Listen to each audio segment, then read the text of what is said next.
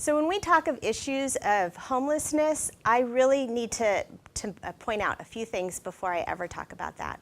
One is that homelessness is not a single issue, it's at least a dozen issues. So any problem or issue we address, we need to be specific about what it is. The second thing is that these are our people.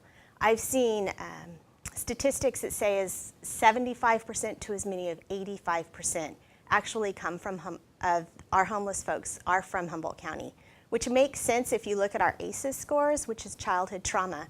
We're the highest in the state, and what we're seeing is what happens when those children grow up. So there are three things that I would like to do to support both law enforcement and our homeless community, and one of them is to provide a day center. I would commit to finding a location and a project manager for a day center so that people have some place to go and be safe, and also to alleviate having to move them around from place to place during the day.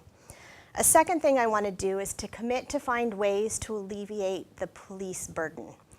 So I would like to do a campaign to help people understand when it's appropriate to call 911, when it's appropriate to call the police station, and when we can really just handle problems ourselves so that police have time to deal with the things that they really need to deal with.